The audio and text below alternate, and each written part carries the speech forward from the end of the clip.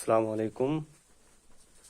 Today we will discuss on chapter 4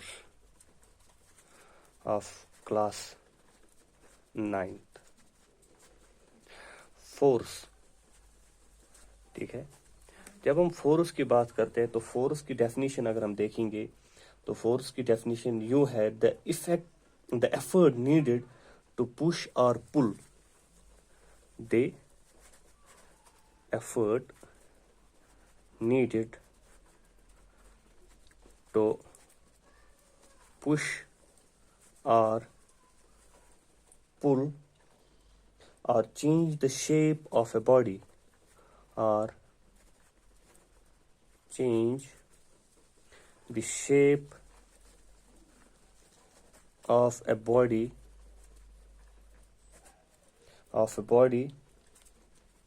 is known as force. यानी the effort needed to push or pull or change the shape of a body is known as force. यानी कोई भी effort जब हम किसी चीज़ को उठाने, बिठाने, ले जाने में, कंप्रेस करने में, शेप चेंज करने में जो एफर्ट हम करते हैं, जो काम हम करते हैं, जो फोर्स हम लगाते हैं, जो एनर्जी हम लगाते हैं, उस चीज़ को हम फोर्स कहते हैं. मिसाल के तौर पर एग्जांपल, हम बहुत सारी एग्जांपल्स ले सकते हैं. जैसे हमें जो डोर है, उस डोर को क्या करना है, उस डोर को या तो खोलना है या उस डोर को हमें बंद करना है. ये एग्जांपल है फोर्स की. ठीक है, जब हम फॉर एग्जांपल फुटबॉल हमारे पास है तो फुटबॉल को अगर हम किक करेंगे, that kick is also a force. Kicking A football वो भी एक फोर्स है. ठीक है, यानी जिस चीज में हम क्या कर रहे हैं, कोई काम कर रहे हैं, स्ट्रेचिंग, मिसाल के तौर पर stretching A spring, that is also a force. तो फोर्स जो है वो हम रोजमर्रा जिंदगी में जो भी काम हम कर रहे हैं उसमें फोर्स है. यानी विदाउट फोर्स कुछ भी नहीं हो सकता है. ठीक है, एक चीज मुझे याद आ रही है, force rules the world. Force rules the world. ये पास्कल एक बहुत बड़े फिजिसिस्ट रह चुके हैं. उनकी एक कोट है कि जो फोर्स है वो दुनिया पे रूल करता है. ठीक है ना, क्योंकि हम जानते हैं कि कोई भी ओपिनियन नहीं है, देयर इज नो ओपिनियन कि हम देख सकते हैं कि फोर्स के बगैर हम कोई काम करेंगे. No opinion is there. तो पास्कल जो कह रहे हैं वो ये कह रहे हैं, फोर्स रूल्स द वर्ल्ड. तो हम ये definition, the effect needed to push और पुल और change the shape of a body is known as force. इसी को मद्देनजर रखते हुए आगे हम देखेंगे कि फोर्स एक्चुअल में क्या होता है. फोर्स जो होता है ये चेंजेस द मोशन. ठीक है ना, जैसे फॉर एग्जाम्पल हमें पता है कि change in motion is dynamics. ठीक है ना, change in motion is a dynamics. तो जिस तरीके से हमने पढ़ा है कि इफेक्ट्स ऑफ फोर्स भी हम पढ़ेंगे कि क्या क्या होता है, लेकिन फोर्स को याद रखने के लिए हमें ये चीज़ है कि जो भी काम हम रोज़मर्रा ज़िंदगी में करते हैं, मिसाल के तौर पर किसी चीज़ को पुल कर रहे हैं, किसी चीज़ को पुश कर रहे हैं, कोई गेम खेल रहे हैं, उठ रहे हैं, बैठ रहे हैं, किसी चीज़ पे फोर्स लगा रहे हैं. ठीक है, तो सारा का सारा क्या है, फोर्स है, फोर्स में आता है. ये दुनिया जो है ये रेस्ट में तो नहीं है. ठीक है ना, हर एक इंसान अपने अपने हिसाब से काम कर रहा है. तो वो काम जो है वो फोर्स की वजह से वो कर रहा है. अगर फोर्स नहीं तो काम नहीं, अगर काम नहीं तो दुनिया क्या होगी, रेस्ट में होगी. तो वो that is not possible, that is impossible. तो फोर्स हम देखेंगे कि जो हम एफर्ट लगा रहे हैं किसी भी चीज पे, उस चीज को यानी उसकी शेप को चेंज करने में, उसकी पोजीशन चेंज करने में, ठीक है ना, उस चीज को हम फोर्स कहेंगे. क्या कहेंगे, फोर्स कहेंगे. तो दूसरी बात हम देख लेते हैं कि जो इफेक्ट्स ऑफ फोर्स है, ठीक है ना, बहुत सारे हमारे पास इफेक्ट्स ऑफ फोर्स है. जैसे force can cause motion in a stationary body. Stationary body इसमें क्या ले आ सकता है, मोशन ले आ सकती है. किस वजह से हम ले आ सकते हैं इसमें मोशन, फोर्स की वजह से. यानी इस चीज की वजह से हम स्टेशनरी ऑब्जेक्ट, स्टेशनरी बॉडी में मोशन ले आ सकते हैं. स्टेशनरी मिसाल के तौर पे कोई भी चीज जो क्या हो, रेस्ट में हो, जो रेस्ट में हो. मिसाल के तौर पे एक बुक है, وہ ایک ٹیبل پہ پڑی ہوئی ہے، ٹھیک ہے نا، وہ کس پہ پڑی ہوئی ہے؟ ٹیبل پہ پڑی ہوئی ہے، جب تک نہ ہم اس بک کو ٹیبل سے اٹھائیں گے تب تک اس میں کوئی موشن نہیں آئے گی. یعنی اگر ہمیں ٹیبل سے بک اٹھانی ہے تو ہمیں ڈیفینیٹلی فورس استعمال کرنا ہوگا. تو اس کا مطلب ہوا کہ جو اسٹیشنری آبجیکٹ ہے، جو ریسٹ میں آبجیکٹ ہے، اس کو موشن میں لانے کے لیے ہمیں کس چیز کی ضرورت ہوتی ہے؟ فورس کی ضرورت ہوتی ہے، ٹھیک ہے نا.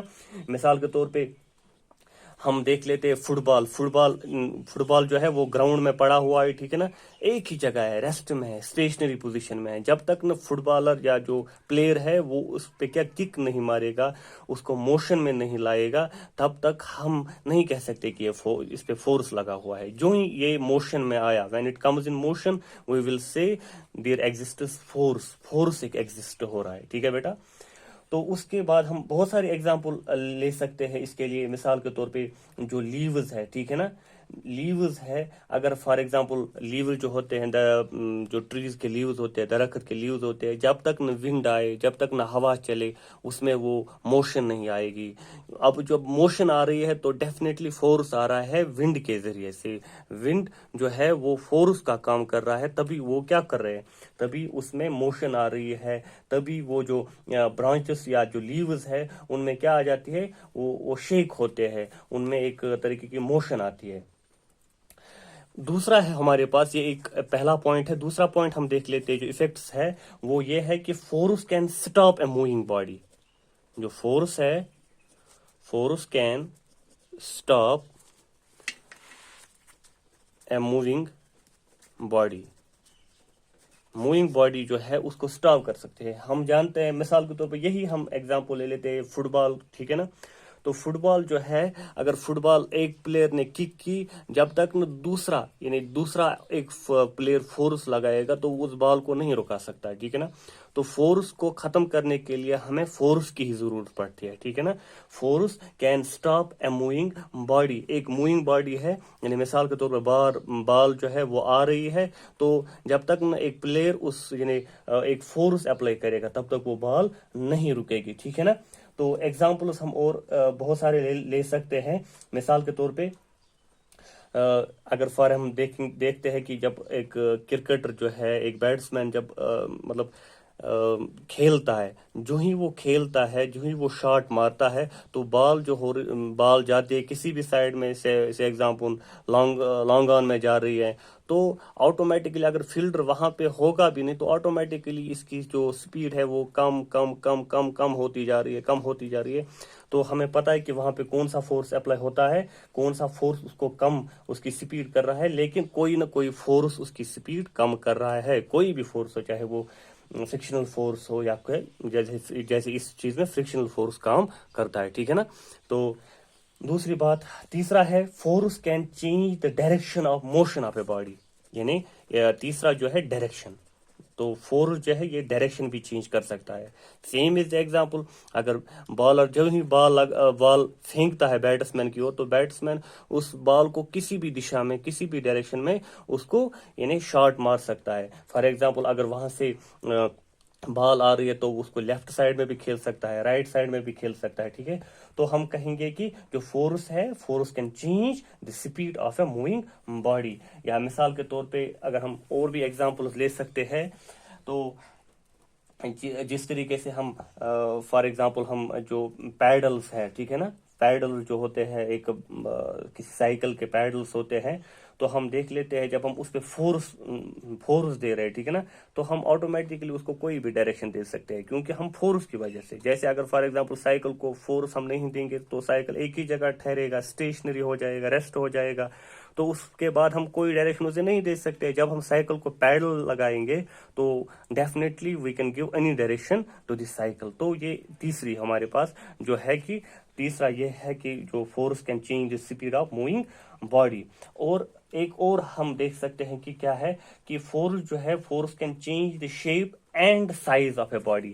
یعنی یہ اس کی جو شیپ اینڈ سائز، یعنی دونوں کو کیا کر سکتا ہے، چینج کر سکتا ہے، فورس کر سکتا ہے، خالی force can change the size and shape of the object.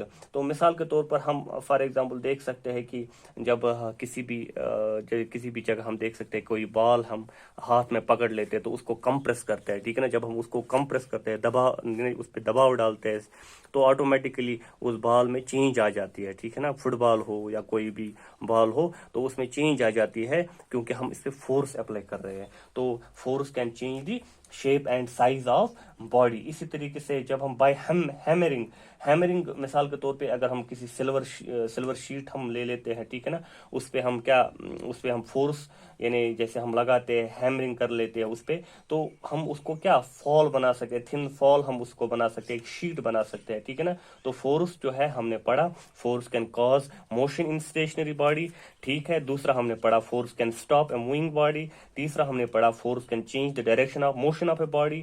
چوتھا ہم نے پڑھا force can change the speed of a moving body. پانچواں ہم نے پڑھا force can change the shape and size of body, ٹھیک ہے نا. تو یہ فورس ہے، فورس کے جو ایفیکٹس آف فورس جو ہم نے آج پڑھے. تو اس کے بعد ہم نیکسٹ پڑھیں گے کہ بیلنسڈ اور ان بیلنسڈ فورسز کے بارے میں، ٹھیک ہے نا. Okay, good bye.